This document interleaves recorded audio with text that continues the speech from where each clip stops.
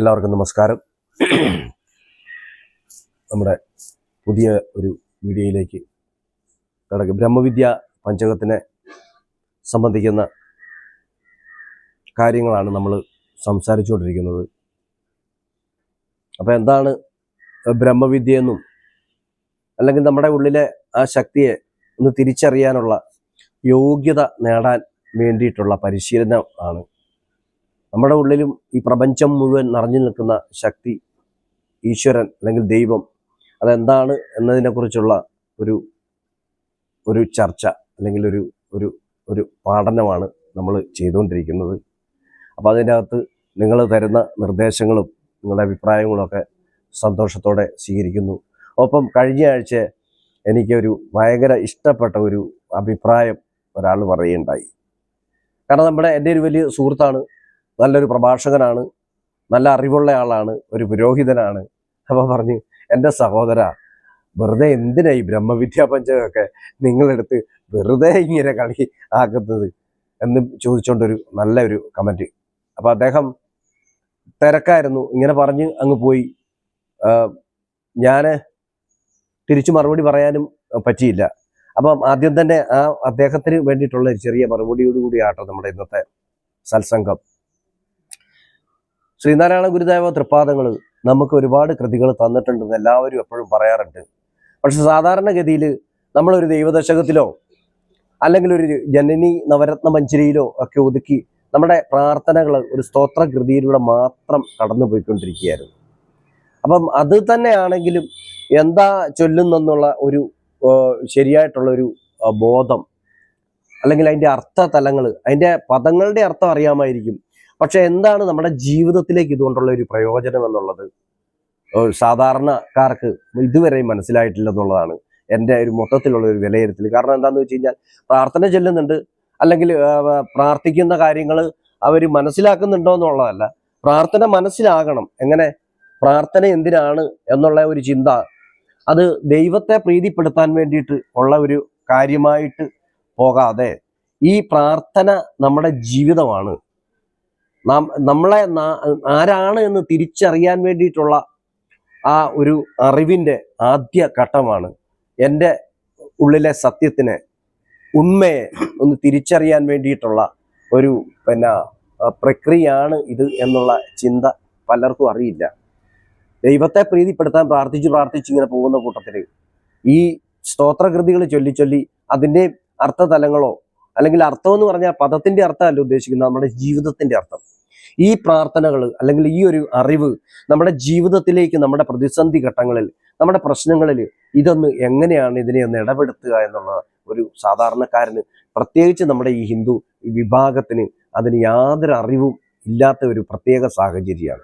കാര്യം എല്ലാവരും ദൈവവിചാരവും പ്രാർത്ഥനയും ഈ വിശ്വാസവും അമ്പലത്തിൽ പോക്കും കാര്യങ്ങളും ഒക്കെ ഉണ്ടെങ്കിൽ പോലും ചില മാനസിക പ്രശ്നങ്ങൾ വരുമ്പോൾ പിടിച്ചു നിൽക്കാൻ പറ്റാതെ അതിലേറ്റവും കൂടുതൽ ആത്മഹത്യാ പ്രവണതകളും അല്ലെങ്കിൽ എനിക്ക് ഈ ജീവിതം വേണ്ട എന്ന് വെക്കുന്നതും കൂടുതലും നമ്മുടെ വിഭാഗമാണ്, നമ്മുടെ സമൂഹമാണ്. അപ്പം ഞാൻ പറഞ്ഞതിൻ്റെ കാര്യം എന്താണെന്ന് വെച്ച് കഴിഞ്ഞാൽ, ഈ ദാർശനിക കൃതികൾ, ശ്രീനാരായണ ഗുരുദേവ തൃപ്പാദങ്ങൾ നമുക്ക് ബ്രഹ്മവിദ്യാ പഞ്ചകം, മുനിചര്യാ പഞ്ചകം, നിർവൃതി പഞ്ചകം, ശ്ലോകത്രയി, വേദാന്ത സൂത്രം ഒക്കെ തന്നിട്ടുണ്ട്. പക്ഷെ ഇതിലേക്കൊക്കെ ഒന്ന് ചെല്ലാനോ, ഇതൊക്കെ ഒന്ന് വായിച്ചു നോക്കാനോ, ഇതൊക്കെ ഒന്ന് മനസ്സിലാക്കാനോ നമുക്ക് സാധാരണക്കാർക്ക് പറ്റുന്നില്ല. അദ്ദേഹം അതുകൊണ്ടായിരിക്കും അങ്ങനെ പറഞ്ഞത്. ആ ഒരു സാധാരണക്കാരൻ്റെ ലെവലിലേക്ക് അല്ലെങ്കിൽ ഈ ഒരു കൃതികൾ, ഈ ദാർശനിക കൃതികൾ വരുത്താൻ ശ്രമിക്കുന്നില്ല, നമ്മളത് പഠിക്കാൻ ശ്രമിക്കുന്നില്ല എന്നുള്ളതാണ് സത്യം. പക്ഷെ നമ്മൾ മറിയപ്പള്ളി SNDP ശാഖായോഗത്തിലെ ഈ സത്സംഗത്തിൽ ഇപ്പം നമുക്ക് ക്ലാസ്സിലിരിക്കുന്ന അംഗങ്ങൾക്ക് ഏകദേശം ഒരുമാതിരി കാര്യങ്ങളൊക്കെ മനസ്സിലായി എന്ന് എനിക്ക് ബോധ്യമായത്. കാരണം എന്താന്ന്, ഒരു സാധാരണ ഒരു അമ്പലത്തിൽ പോകുന്ന ഒരു ഭക്തന്റെ ഇതിൽ കവിഞ്ഞ് അവർക്കൊരാത്മബോധത്തിലേക്കുള്ള ഒരു വഴി, ഒരു ചുവടുവെപ്പ് തീർച്ചയായിട്ടും ഉണ്ടായി എന്നുള്ള കാര്യത്തിന് യാതൊരു സംശയവുമില്ല. അപ്പൊ അതങ്ങനെ ഉണ്ടാകാൻ കാര്യം എന്താണ്? നമ്മൾ ഇങ്ങനെയുള്ള കൃതികൾ നമ്മുടെ അറിവിൻ്റെ പരിമിതിക്കുള്ളിൽ നിന്നുകൊണ്ട്, നമ്മളിതൊരു യോഗികൾക്കോ അല്ലെങ്കിൽ വലിയ ജ്ഞാനികൾക്കോ വേണ്ടിയിട്ടല്ല സത്യത്തിൽ ഈ ഒരു സത്സംഗം. നമ്മൾ ഈ സാധാരണ അമ്പലത്തിലാണ് ഈശ്വരൻ ഇരിക്കുന്നത് എന്ന ആ ഒരു വിചാരത്തിലിരിക്കുന്ന ഭക്തർക്ക് അല്ലെങ്കിൽ അങ്ങനെയുള്ള ആ ഭക്തർക്ക് അവരുടെ യഥാർത്ഥത്തിലുള്ള സത്യത്തിനെ ഒന്ന് മനസ്സിലാക്കി തരാൻ ശ്രീനാരായണ ഗുരുദേവ തൃപ്പാദങ്ങൾ നമുക്ക് ഇങ്ങനെയൊക്കെ തന്നിട്ടുണ്ട് എന്ന് ഒന്ന് ബോധ്യപ്പെടുത്താൻ വേണ്ടിയിട്ടാണ്.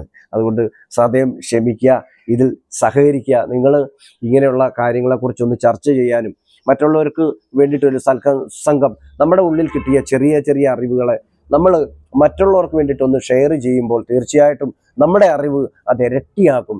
ഭഗവാൻ നമ്മളെ അനുഗ്രഹിക്കട്ടെ എന്ന് പറഞ്ഞിട്ട് നമുക്ക് ക്ലാസ്സിലേക്ക് കടക്കാം. നമ്മൾ കഴിഞ്ഞ ക്ലാസ്സിൽ പഠിച്ചത് എന്താണ്? കഴിഞ്ഞ ക്ലാസ്സിൽ എന്താ പഠിച്ചത്? ശമദമാദി, ശമം ദമം തിദിക്ഷ ഉപരതി ശ്രദ്ധ സമാധാനം ഇവയാണ്. അതിനകത്ത് ശമം ദമം ഈ രണ്ട് കാര്യങ്ങളെക്കുറിച്ച് പറഞ്ഞു അല്ലെ? ഓർമ്മയുണ്ടോ? ശമം എന്ന് പറയുന്നത് എന്താ? ഏകാഗ്രമായ അനുഭൂതിയിൽ കൂടി മനസ്സ് ലക്ഷ്യത്തിൽ ഉറച്ചു നിൽക്കുന്നതാണ് ശമം. അത് നമ്മൾ വിശദീകരിച്ചതാണ് അല്ലെ? രണ്ടാമത് അഹിംസ ദമം. ദമം എന്താണ്? അഹിംസ ബ്രഹ്മചര്യം മുതലായ ധർമ്മങ്ങൾ അനുഷ്ഠിച്ച് ബുദ്ധിദോഷത്തെ ക്രമേണ അകറ്റണം. ദോഷനിവൃത്തിക്കായി ബുദ്ധിക്ക് നൽകുന്ന വ്യായാമമാണ് ദമം. ദോഷ നിവർത്തിക്കായിട്ട് ബുദ്ധിക്ക് നൽകുന്ന വ്യായാമമാണ് ദമം. അതിൻ്റെ ഏറ്റവും വലിയ ഒരു ഉദാഹരണം എന്ന് പറയുന്നത് എന്താണ്? അഹിംസയും ഓർമ്മയുണ്ടോ? അതോ മറന്നു പോകണോ? കേട്ടിട്ട് അതേപോലെ മറന്നു പോവുകയാണോ? ദമം എന്ന് പറയുന്നത് അഹിംസ ബ്രഹ്മചര്യം മുതലായ ധർമ്മങ്ങൾ അനുഷ്ഠിച്ച് ബുദ്ധിദോഷത്തെ അകറ്റണം. ദോഷനിവൃത്തിക്കായി ബുദ്ധിക്ക് നൽകുന്ന വ്യായാമമാണ് ദമം. ഇന്ദ്രിയങ്ങളെ അതാതിന്റെ വിഷയങ്ങളിൽ അലഞ്ഞു തിരിയാൻ അനുവദിക്കാതെ അന്തർമുഖമായി നിയമനം ചെയ്യുകയാണ് ദമം എന്ന് യോഗികൾ കരുതുന്നു. ദമം പരിശീലിച്ചാൽ അജിരേണ മനസ്സ് ശാന്തമാകും. ഇന്ദ്രിയങ്ങളാണ് നമുക്ക് വിഷയങ്ങൾ കൊണ്ടുത്തരുന്നത്. ഇന്ദ്രിയങ്ങൾ എന്ന് പറഞ്ഞാൽ മനസ്സിലായില്ലേ? കണ്ണ്, മൂക്ക്, ചെവി, ത്വക്ക്, നാവ് അല്ലെ? ഇത് പല പല പ്രപഞ്ച വിഷയങ്ങളും നമ്മളിലേക്ക് കൊണ്ടുത്തരുന്നത് ഇന്ദ്രിയങ്ങളാണ്. ആ ഇന്ദ്രിയങ്ങൾ ആ കൊണ്ടുത്തരുന്ന വിഷയങ്ങളിൽ നമ്മുടെ മനസ്സ് കണ്ണിന്റെ കാഴ്ചക്കനുസരിച്ച് നമ്മുടെ മനസ്സ് പോകുന്നുണ്ട്. ചെവിയുടെ കേൾവിക്കനുസരിച്ച് നമ്മുടെ മനസ്സ് പോകുന്നുണ്ട് അല്ലെ? സ്പർശം, മണത്തിന്റെ അനുസരിച്ച് നമ്മുടെ മനസ്സ് പോകുന്നുണ്ട്. നമ്മളിപ്പോൾ ഇവിടെ ഈ സത്സംഗത്തിന് ഇരിക്കുക, ഒരു ദുർഗന്ധമാണ് വരുന്നെങ്കിൽ നമുക്ക് ആ പൂർണ്ണമായിട്ട് ഒരു സത്സംഗം അല്ലെങ്കിൽ ഇവിടെ ഇരിക്കുന്നതിൻ്റെ ആയി നമുക്ക് ഉൾക്കൊള്ളാൻ പറ്റത്തില്ല അല്ലെ? ഇങ്ങനെ ഇന്ദ്രിയങ്ങൾ കൊണ്ടുത്തരുന്ന ആ വിഷയങ്ങളിൽ നമ്മുടെ മനസ്സ് അലഞ്ഞു പോകാതെ, മനസ്സ് അതിൻ്റെ പുറകെ പോകാതെ ആ ഇന്ദ്രിയങ്ങളെ അടക്കണം. അടക്കിയിട്ട് നമ്മളുടെ നോട്ടവും ശ്രദ്ധയൊക്കെ നമ്മുടെ ഉള്ളിലേക്കായിരിക്കണം. മനസ്സിലായോ? ഉള്ളിലെ ആ ഒരു ഉള്ളിലെ ആ ഈശ്വരനെ നമ്മൾ കണ്ടെത്തണമെങ്കിൽ പുറത്തുള്ള കാഴ്ചകൾ, പുറത്തുള്ള കേൾവികൾ, പുറത്തുള്ള ആ മണങ്ങൾ, പുറത്തുള്ള ആ സ്പർശനം അല്ലെങ്കിൽ നാവിൻ്റെ രുചി, ഇതിനെല്ലാം അടക്കണം. മനോനിയന്ത്രണം നമുക്കുണ്ട്. അങ്ങനെയാണ് മനസ്സിനെ നമുക്ക് നിയന്ത്രിക്കാൻ പറ്റുന്നത്. അതിനാണ് നമ്മൾ ഈ നോയമ്പൊക്കെ എടുക്കുന്നത്. എന്തിനാണ് നമ്മൾ നോയമ്പെടുക്കുന്നത്? നമ്മൾ ദിവസവും ചെയ്തു വരുന്ന കാര്യങ്ങൾ, ഭക്ഷണങ്ങൾ, നമ്മൾ ദിവസവും കഴിക്കുന്ന ഭക്ഷണങ്ങൾ, ഇതിനെയൊക്കെ ഒന്ന് നിയന്ത്രിച്ച് നിർത്തിക്കൊണ്ട് ആ ഭക്ഷണം കഴിക്കുമ്പോൾ കിട്ടുന്ന അതേ തൃപ്തി ഭക്ഷണം കഴിക്കാത്തപ്പോഴും കിട്ടുന്ന തരത്തിൽ മനസ്സിനെ നിയന്ത്രിച്ചു പോകാൻ വേണ്ടിയിട്ടാണ്. മനോനിയന്ത്രണം നമുക്കുള്ളതാണ്. എന്തിനാ ഇപ്പം മണ്ഡലകാലമാണ്, 41 ദിവസത്തെ വ്രത അനുഷ്ഠാനങ്ങളോടുകൂടിയാണ് ഭക്തര് പോകുന്നത്. ഈ 41 ദിവസം അല്ലെങ്കിൽ 10 ദിവസം 20 ദിവസമൊക്കെ ഭയങ്കര ഇതായിട്ട് വ്രതം നോച്ചിട്ട് 11-ാം ദിവസം അല്ലെങ്കിൽ 21-ാമത്തെ ദിവസം ഇതെല്ലാം മുറിക്കുന്ന, ഈ നോമ്പ് മുറിക്കുന്ന അല്ലെങ്കിൽ ഇതിനെ നോയമ്പ് വീടുന്ന ഒരു പ്രവണതയാണ് നമുക്ക് ഉള്ളത്. ഈ 10 ദിവസം 20 ദിവസം നോയമ്പെടുക്കുന്നത് ദൈവത്തിന് വേണ്ടിയിട്ടാണ് എന്നുള്ള ഒരു അബദ്ധ ധാരണയാണ്. ഇതാ 20 ദിവസം ശീലിച്ചതുപോലെ 21-ാമത്തെ ദിവസം എനിക്ക് ബുദ്ധിമുട്ടില്ലാതെ എനിക്ക് പോകാൻ പറ്റുന്നുണ്ടെങ്കിൽ മാത്രമേ ഈ നോയമ്പ് കൊണ്ട് പ്രയോജനമുള്ളൂ എന്നുള്ള എനിക്ക് തോന്നുന്നു. മനസ്സിലായില്ലേ? ആചാര്യന്മാരുടെ ഭാഷ അല്ലെങ്കിൽ വിചാരങ്ങൾ വേറെ ആയിരിക്കും. പക്ഷെ എന്നാലും നമ്മുടെ സാമാന്യ ബുദ്ധി വെച്ച് നമ്മൾ എന്തിനെ നോയമ്പെടുക്കുക എന്ന് പറയുന്നത് മനോനിയന്ത്രണം. മനസ്സിനെ നമുക്ക് നിയന്ത്രിക്കാൻ പറ്റണം. അങ്ങനെ അജിരേണ മനോനിയന്ത്രണം ഉണ്ടാകും. ഇന്ദ്രിയങ്ങളെ അടക്കിയിട്ട് നമ്മളത് നമ്മുടെ ഉള്ളിലെ കാഴ്ച കാണാനുള്ള അകക്കണ്ണിനെ തുറപ്പിക്കണം. അത് നമ്മൾ തന്നെ ചെയ്യണം. അതിന് വേറെ പുറമേ ആരും വരത്തില്ല. എന്തിനാണ് ഇതൊക്കെ ചെയ്യുന്നത്?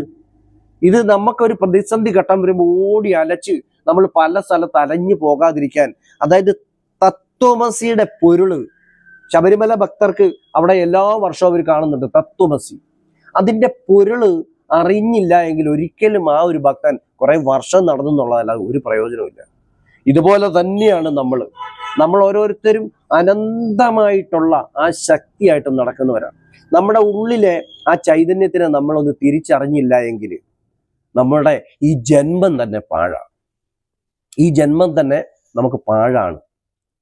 അപ്പൊ അത് തിരിച്ചറിയണമെങ്കിൽ ഒരു സുപ്രഭാതത്തിൽ ഓടി വന്ന് പെട്ടെന്ന് കണ്ണടച്ച് തിരിച്ചറിയാൻ പറ്റത്തില്ല. അതിന് നിരന്തരം പരിശീലനങ്ങൾ ആവശ്യമാണ്. അപ്പൊ ആ പരിശീലനം ശ്രദ്ധിച്ചാലുള്ള ഗുണം എന്താണ്? ശ്രീനാരായണ ഗുരുദേവ തൃപ്പാദങ്ങളൊക്കെ വർഷങ്ങൾ ഇങ്ങനെ. ഇപ്പം ഭഗവാൻ കൃഷ്ണൻ സന്ദീപനി മഹർഷിയുടെ ആശ്രമത്തിൽ ആ ഗുരുകുല വിദ്യാഭ്യാസം ചെയ്തു. അവിടുന്ന് ഒരുപാട് കാര്യങ്ങൾ പഠിച്ച് എന്നിട്ടാണ് ഭഗവാനായത്, അല്ലേ? അപ്പൊ നമ്മൾ ചോദിക്കും, ഈ പുണ്യപുരുഷന്മാരൊക്കെ അവരൊക്കെ പ്രത്യേക അവതാരമല്ലേ? അവരൊക്കെ പ്രത്യേകമായ ഒരു സാഹചര്യത്തിൽ ജനിച്ച് ജീവിച്ചു വളർന്നതല്ലേ? അവർക്ക് ഒരു ദിവ്യമായിട്ടുള്ള ഇത് ദൈവം നേരത്തെ കൊടുത്തത് കൊണ്ടാണ്. ഇതൊന്നുമല്ല, നമ്മളെപ്പോലെ തന്നെ സാധാരണ മനുഷ്യരായിരുന്നു ഇവരെല്ലാം. അപ്പൊ അവരൊക്കെ ശ്രമിച്ചു, അവരൊക്കെ അറിയാൻ ആഗ്രഹിച്ചു ഈ സത്യം, പ്രപഞ്ചത്തിന്റെ സത്യം എന്താണ്, ഇതിലൊരു സത്യമുണ്ടല്ലോ. ഈ സത്യത്തിനെ അന്വേഷിച്ച് ചെന്നപ്പം അവർക്ക് മനസ്സിലായി അവരുടെ ഉള്ളിലാണ് ഈ അനന്തമായിട്ടുള്ള ശക്തിയുള്ളത് എന്ന് പറഞ്ഞതുപോലെ നമ്മുടെ ഉള്ളിലും ഈ അനന്തമായിട്ടുള്ള ഒരു ശക്തി, ഒരു ചൈതന്യമുണ്ട്. ആ ചൈതന്യത്തിന്റെ പേരാണ് ഈശ്വരൻ. ആ ഈശ്വരൻ എന്ന ആ ചൈതന്യമാണ് ഈ പ്രപഞ്ചം മുഴുവൻ സകല ചരാചരങ്ങളിലും നിറഞ്ഞു നിൽക്കുന്നത് എന്നുള്ള യഥാർത്ഥ വസ്തുത ഒന്ന് മനസ്സിലാക്കിയാൽ മാത്രം മതി. അതൊരു വലിയ ഭയങ്കര ബുദ്ധിമുട്ടുള്ള കാര്യമൊന്നുമില്ല. ഇത് ജ്ഞാനികൾക്കും യോഗികൾക്കും മാത്രമല്ല, നമ്മളെപ്പോലുള്ള സാധാരണക്കാർക്കും സിദ്ധിക്കും എന്നുള്ളത് കൊണ്ടാണ് ശ്രീനാരായണ ഗുരുദേവൻ നമുക്ക് ഇതെല്ലാം തന്നിരിക്കുന്നത്. അതുകൊണ്ട് എന്ത് ചെയ്യണം? നമ്മൾ അതൊക്കെ പഠിക്കണം. പഠിക്കുന്നത് എന്തിനാ? മുമ്പേ പറഞ്ഞോളൂ, ഈ വയസ്സാകാലത്ത് ഈ പ്രായമായി ഞാൻ ഇനി എന്തിനാ പഠിക്കുന്നതെന്ന് ഒരിക്കലും ചിന്തിക്കരുത്. ഒരു ദിവസമെങ്കിലും ഒരു ദിവസം എനിക്ക് കിട്ടുന്ന ഈ ഒരു അവസരമാണ്, അത് ഞാൻ പൂർണ്ണമായിട്ടും വിനിയോഗിക്കും. എന്തിനാണ്? എൻ്റെ ജന്മത്തിൻ്റെ ഒരു സാഫല്യമാണിത്, എൻ്റെ ജീവിതത്തിൻ്റെ ഒരു ലക്ഷ്യമാണ് ആ ജന്മസാഫല്യം. ജന്മത്തിൻ്റെ സാഫല്യം എന്ന് പറയുന്നത് എന്താണ്? നമ്മൾ ജനിക്കുന്നത്, ഒരു മനുഷ്യനായിട്ട് ജനിക്കുന്നത് തന്നെ മോക്ഷപ്രാപ്തിക്ക് വേണ്ടി തന്നെയാണ്. അത് മരണശേഷം കുറെ പുരോഹിതന്മാർ നമുക്ക് തരുന്ന ഒരു സംഗതിയല്ല മോക്ഷം. അത് ജീവിച്ചിരിക്കുമ്പോൾ തന്നെ നമ്മൾ നേടിയെടുക്കേണ്ടതാണ്. ഇതിൻ്റെ ഇടയിൽ നമുക്ക് കുടുംബജീവിതമുണ്ട്, കുഞ്ഞുങ്ങളുണ്ട്, മറ്റുള്ള ഭൗതികമായിട്ടുള്ള ചുറ്റുപാടുകളൊക്കെ ഉണ്ടെങ്കിലും നമുക്ക് എന്ത് വേണം? ഈ ഒരു അറിവ് നമ്മുടെ ഉള്ളിൽ വേണം. അതിനായിട്ട് നമ്മൾ പ്രയത്നിക്കണം. ഓരോ ദിവസവും ഒന്ന് പുതുക്കി ഓട്ടുപാത്രങ്ങൾ മിനുക്കുന്ന പോലെ ആയിരിക്കണം എന്നാ പറയുന്നത്. ഓട്ടുപാത്രങ്ങൾ ഒരു ദിവസം ഒന്ന് മിനുക്കിയില്ലെങ്കിൽ ഈ ക്ലാവ് പിടിക്കും. ഇതുപോലാണ് നമ്മുടെ മനസ്സ്. നമ്മുടെ മനസ്സ് നിരന്തരം പ്രാർത്ഥനയാകുന്ന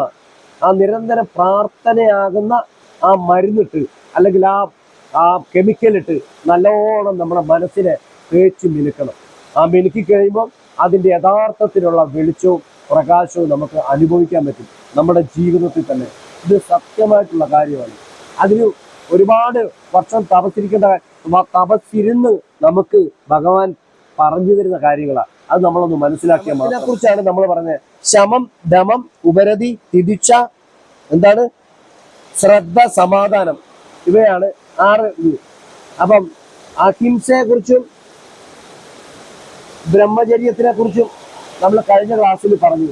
ഇനി നമുക്ക് പറയാനുള്ളത് എന്താ? മനുഷ്യൻ എത്ര ശ്രമിച്ചാലും 3 തരത്തിലുള്ള ദുഃഖങ്ങൾ നമുക്കുണ്ട്. 3 തരത്തിലുള്ള ദുഃഖങ്ങൾ ഏതൊക്കെയാണ്? ആധ്യാത്മിക ദുഃഖം, ആദി ഭൗതിക ദുഃഖം, ആദി ദൈവിക ദുഃഖം.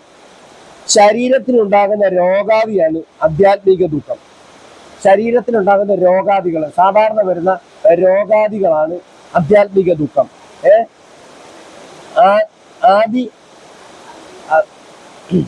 ആധ്യാത്മിക ദുഃഖം, ആദി ഭൗതിക ദുഃഖം, ആദി ദൈവിക ദുഃഖം. ഇങ്ങനെ 3 തരത്തിലുള്ള ദുഃഖങ്ങളാണ് നമുക്കുള്ളത്. അതിനാണ് നമ്മൾ ഈ പ്രാർത്ഥനയുടെ ഒക്കെ അവസാനം ഓം ശാന്തി ശാന്തി ശാന്തി എന്ന് പറയുന്നത്. ആ 3 പ്രാവശ്യമല്ലേ നമ്മൾ പറയുന്നത്. ഈ 3 തരത്തിലുള്ള ദുഃഖത്തിനും ശാന്തി തരണേ എന്നാണ് പ്രാർത്ഥനയുടെ അർത്ഥം. എന്നാൽ 4-മത്തെ എന്താ പറയാത്തത്? ഈ 3 തരത്തിലുള്ള ദുഃഖങ്ങളെ നമുക്ക് സാധാരണ വരാറുള്ളൂ. അതെന്താണ്? ശരീരത്തിലുണ്ടാകുന്ന രോഗാദിയാണ് ആധ്യാത്മിക ദുഃഖം. അഗ്നിബാധ, വെള്ളപ്പൊക്കം, ഭൂകമ്പം മുതലായ ആദി ഭൗതിക ദുഃഖങ്ങൾ. അഗ്നിബാധ, ഭൂകമ്പം, വെള്ളപ്പൊക്കം ഇത് പെട്ടെന്നുണ്ടാകുന്നതാണ്. വെള്ളപ്പൊക്കം ഒരു ആഴ്ച മുമ്പ് നമുക്ക് കത്ത് തന്നിട്ടല്ല വരുന്നതാണോ? ഭൂകമ്പം നമുക്ക് നേരത്തെ വിളിച്ചു പറയത്തില്ല, ഞാൻ ഒരു 5:30 ഭൂകമ്പം ഉണ്ടാകും, ഞാൻ വരും എന്ന് പറയൂ? ഇല്ല. ഇതൊക്കെ പെട്ടെന്ന് ആകസ്മികമായിട്ടുണ്ടാകുന്ന കാര്യങ്ങളാണ്. അപ്പൊ ഇങ്ങനെ ഉണ്ടാകുന്ന കാര്യങ്ങളെ സഹിക്കാൻ ഭൗതിക ദുഃഖങ്ങൾ, വിശേഷിച്ച് കാരണമൊന്നുമില്ലാതെ അവിചാരിതമായി വന്നു ചേരുന്ന ആപത്തുകളാണ് ആദി ദൈവിക ദുഃഖങ്ങൾ. പ്രത്യേകിച്ച് കാരണങ്ങളൊന്നുമില്ലാതെ നമ്മുടെ ജീവിതത്തിൽ വന്നു ചേരുന്ന ദുഃഖങ്ങളാണ് ആദി ദൈവിക ദുഃഖങ്ങൾ. ഈ ദുഃഖങ്ങളിൽ നിന്നും ഒഴിവാകാൻ ഒരാളിനും കഴിവുള്ളതൊക്കെ ചെയ്യാം. അതായത് പ്രത്യേകിച്ച് ഒരു കാരണമില്ലാതെ നമ്മുടെ ജീവിതത്തിലേക്ക് വരുന്ന ദുഃഖങ്ങളാണ് ആദി ദൈവിക ദുഃഖം. ഇത് എങ്ങനെയൊക്കെ നമുക്ക് തരണം ചെയ്യാൻ പറ്റുമെങ്കിൽ അവരവരുടെ ബുദ്ധി അനുസരിച്ച് നമുക്ക് പോകാൻ പറ്റുമെന്നാണ് വിചാരിക്കുന്നത്. പിന്നെന്ത് ചെയ്യും? ഇതൊക്കെ ജീവിതത്തിന്റെ ഭാഗമാണെന്നും ഈ ദുഃഖങ്ങൾ ചിലർ സാധാരണക്കാരത് കരഞ്ഞും കണ്ണുനീരോട് കൂടി പ്രാർത്ഥനകളും വഴിപാടുകളും ഒക്കെ ആയിട്ട് ചിലരങ്ങ് കഴിഞ്ഞുകൂടും. പക്ഷെ വേറെ ചിലരോ അവർക്ക് സഹിക്കാൻ പറ്റത്തില്ല. അങ്ങനെ ചിലർ അവർ ആത്മഹത്യ, അല്ലെങ്കിൽ എനിക്ക് വയ്യ, എനിക്ക് ജീവിക്കാൻ പറ്റുന്നില്ല, എനിക്ക് എങ്ങനെയിരിക്കും. ആദി ദൈവിക ദുഃഖം. ഈ ദുഃഖങ്ങളിൽ നിന്നും ഒഴിവാകാൻ ഒരാളിനും കഴിവുള്ളതൊക്കെ ചെയ്യാം. നമ്മുടെ കഴിവിലും ഉപരി ഈ ദുഃഖങ്ങൾ സംഭവിച്ചാൽ ഈശ്വരാർപ്പണ ബുദ്ധിയോടെ ചിന്തയോ വിലാപമോ കൂടാതെ അവയെ സഹിക്കുകയാണ് തിദിച്ച. അപ്പൊ തിദിച്ച എന്ന് പറയുന്നത് എന്താണ്? ഈ ദുഃഖങ്ങളൊക്കെ, ഈ സങ്കടങ്ങളൊക്കെ നമ്മുടെ ജീവിതത്തിലുള്ളതാണെന്നും അതിനെ സഹിച്ച്, അതായത് അതിനെ ഇതൊക്കെ ജീവിതത്തിന്റെ ഭാഗമാണ് എന്ന് കരുതി അതിനെ സഹിച്ച് കഴിയുന്ന ആ പ്രവർത്തിക്ക് പറയുന്ന പേരാണ് തിദിച്ച. സഹനം, ദുഃഖ സഹനമാണ് തിദിച്ച. എല്ലാ പ്രശ്നവും, ഏത് പ്രശ്നത്തിനും ഇതിനൊരു പരിഹാരം ഉണ്ടാകും, അല്ലെങ്കിൽ ഒരു പ്രതീക്ഷയോടുകൂടെ ഇരിക്കാം. അങ്ങനെ അത് സഹിച്ചു കഴിയുന്ന അതിന് പേരാണ് തിദിച്ച. മുമുക്ഷുവിന് തിദിച്ച പോലെ മറ്റൊരു രക്ഷാകവചമില്ല. ധീരന്മാർ ഈ കവചമണിഞ്ഞ് സകല വിഘ്നങ്ങളെയും പ്രണസമാനം ജയിക്കുന്നു. തിദിക്ഷ ശരിക്കഭ്യസിക്കുന്ന ആളിന്റെ മുമ്പിൽ നിന്നും മായ ഓടിയകലുന്നു. സകല ദുഃഖത്തിനെയും സഹിക്കാൻ പറ്റുന്ന ഒരു മനസ്സിനെ ഉണ്ടാക്കിയെടുത്താൽ, മനസ്സിനെ നമ്മൾ പരിശീലിപ്പിച്ചാൽ ഈ മായ എന്ന് പറയുന്നത് ഓടി അകലുമെന്നാണ് പറയുന്നത്. മായ ഓടി അകലണമെങ്കിൽ നമുക്ക് ഈ ഒരു സഹനശക്തിയാണ് ആവശ്യം. അപ്പൊ അതിന് ഒരു ഉദാഹരണമായിട്ട് ഒരു കഥയുണ്ട്. ഒരു സർക്കാർ ഉദ്യോഗസ്ഥൻ, സർക്കാർ ജോലി, നല്ല ഭക്തനായ ഒരു മനുഷ്യനായിരുന്നു. ഭക്തനായ മനുഷ്യനാണെങ്കിലും രാവിലെ അമ്പലത്തിൽ പോവുകയും അയാളുടെ സാധാരണ രീതിയിലുള്ള ഭക്തിപരമായിട്ടുള്ള കാര്യങ്ങളൊക്കെ ചെയ്തുകൊണ്ടിരിക്കുന്നതിനിടയിൽ അയാളുടെ ഏറ്റവും വലിയൊരു ആഗ്രഹമായിരുന്നു ഹിമാലയ യാത്ര. ഋഷികേശും കേദാർനാഥും ഗംഗോത്രി, മാനസ സരോവറൊക്കെ ഒന്ന് പോയി കാണണം, അവിടെ കുറച്ച് ദിവസം താമസിക്കണം. അത് ചെറുപ്പകാലം തൊട്ടുള്ള ഒരു ആഗ്രഹമാണ്. അങ്ങനെ ആ ആഗ്രഹത്തിനനുസരിച്ച് കുറേ വർഷങ്ങൾ കഴിഞ്ഞ് റിട്ടയർമെന്റ് ഒക്കെ കഴിഞ്ഞപ്പോൾ ഒരു നല്ല സത്സംഗത്തിന്റെ കൂട്ടത്തിൽ അദ്ദേഹം ചെന്ന് ചേരുകയും അവിടെ ചെന്ന് അവരുടെ നിരന്തരമുള്ള സത്സംഗത്തിൽ ബന്ധപ്പെടുകയും അവിടുന്ന് അവരെല്ലാവരും കൂടെ ഒരു ഹിമാലയൻ യാത്ര പ്ലാൻ ഇട്ടു. ഇയാളുടെ മനസ്സിൽ ഭയങ്കര സന്തോഷമായി. എനിക്ക് എൻ്റെ ജീവിതത്തിന്റെ ചിരകാല അഭിലാഷമാണല്ലോ ഈ ഹിമാലയ യാത്ര, അതുകൊണ്ട് അതിനൊരു അവസരം വന്നിരിക്കുകയാണ്, ഞാൻ തീർച്ചയായിട്ടും പോകും. അങ്ങനെ അയാൾ ബുക്ക് ചെയ്തു, അവരുടെ കൂട്ടത്തിൽ പോകാൻ വേണ്ടി തയ്യാറെടുത്തു. പോകുന്നതിന്റെ തലേ ദിവസം അയാൾക്ക് ഉറങ്ങാൻ കഴിഞ്ഞില്ല. ഡ്രസ്സെല്ലാം എടുത്തു വെച്ച് ഭംഗിയായിട്ട് എടുത്ത് വെച്ച് എല്ലാം അടുക്കി പെറുക്കി വെച്ച് അങ്ങനെ കിടന്നിട്ട് ഉറക്കം വരുന്നില്ല. കാരണം വർഷങ്ങളായിട്ടുള്ള ചിരകാല സ്വപ്നമാണ് ഒരു ഹിമാലയ യാത്ര. അങ്ങനെ വളരെ താമസിച്ച് വൈകിയാണ് അദ്ദേഹം ഉറങ്ങാൻ കിടന്നത്. വൈകി ഉറങ്ങാൻ കിടന്നത് കൊണ്ടായിരിക്കാം ഒരുപാട് ലേറ്റായാണ് ഉണരാൻ പറ്റിയത്. പെട്ടെന്ന് എണീച്ച് നോക്കുമ്പോൾ സമയത്ത് ഒരുപാട് വൈകി. രാവിലെ 5 മണിക്കുള്ള ട്രെയിനിലാണ് ഈ സംഘം പോകേണ്ടത്. അപ്പൊ തന്നെ മണി 5 പെട്ടെന്ന് പ്രഭാത കൃത്യങ്ങളൊക്കെ ചെയ്തിട്ട് കൂടി പെട്ടെന്ന് റെയിൽവേ സ്റ്റേഷനിലേക്ക് വന്നപ്പോൾ വന്ന വണ്ടി വിട്ടുപോയി. ആ റെയിൽവേ സ്റ്റേഷനിൽ വളരെ സങ്കടത്തോടു കൂടി ജീവൻ പോയ ആ ഒരു അവസ്ഥയിൽ, കാരണം അതുപോലെ ആഗ്രഹിച്ച് എനിക്ക് ഒരു നല്ല ട്രിപ്പ് ഇത്രയും വർഷങ്ങൾ എൻ്റെ ജീവിതത്തിൽ ഉണ്ടായിട്ടും എനിക്ക് ഇത്രയും വലിയൊരു ആഗ്രഹം എൻ്റെ മനസ്സിൽ എൻ്റെ കൈയുടെ അടുത്ത് നേരെ വന്നിട്ടും എനിക്ക് സാധിക്കാൻ പറ്റിയില്ലല്ലോ. ഇനി ഒരിക്കലും ഈ ദൈവമായിട്ട് എനിക്കൊരു ബന്ധവുമില്ല. എൻ്റെ ഭക്തി കാണാത്ത, എൻ്റെ ആഗ്രഹങ്ങളൊന്നും സാധിച്ചു തരാത്ത ഈ ദൈവത്തിനെ ഞാൻ ഇനി ഒരിക്കലും ആരാധിക്കില്ല, ഞാൻ പ്രാർത്ഥിക്കുന്നില്ല എന്ന് വെച്ച് ആ റെയിൽവേ സ്റ്റേഷന്റെ സിമെന്റ് ബെഞ്ചിൽ തളർന്ന് അദ്ദേഹം കുറേ നേരം സമയം ഇരുന്നു. അതിനുശേഷം വീട്ടിലേക്ക് മടങ്ങി വന്ന് ആ പൂജാമുറി അടച്ചിട്ട് പുള്ളി പോയി കട്ടിലിൽ പോയി കമിഴ്ന്നു കിടന്നു. അന്ന് വൈകിട്ട് സന്ധ്യ സമയത്ത് വിളക്ക് കത്തിച്ചില്ല, പ്രാർത്ഥിച്ചില്ല. ഇതെല്ലാം നിഷ്ഠയായിട്ട് ചെയ്തുകൊണ്ടിരുന്ന ആളാണ്. മനസ്സിന്റെ ഭാരം, മനസ്സിൽ ഈ ആഗ്രഹത്തിനനുസരിച്ച് ദൈവം തോന്നിപ്പിക്കാത്തതുകൊണ്ട്, ദൈവം പ്രവർത്തിപ്പിക്കാത്തതുകൊണ്ട് അദ്ദേഹം ആ ദൈവത്തിനോട് ദേഷ്യപ്പെട്ട്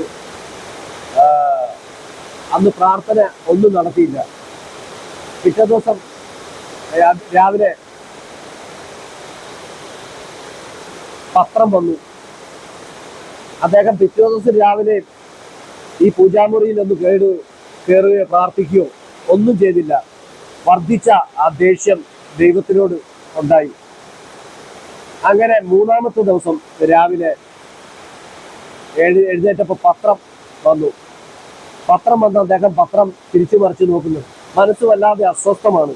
എങ്കിലും ആ പത്രത്തിന്റെ വാർത്തകൾ ഒന്ന് ശ്രദ്ധിക്കാമെന്ന് കരുതി നോക്കുമ്പോൾ ഉത്തരാഖണ്ഡില് അല്ലെങ്കിൽ ഹിമാലയ തീർത്ഥാടകർക്ക് വൻ ഭൂകമ്പം, അവിടെ മലയിടിച്ചില്, വെള്ളപ്പാച്ചില് ഒക്കെ ഉണ്ടായിട്ട് കുറേ തീർത്ഥാടക സംഘം ഒഴുകിയിട്ടുണ്ട്.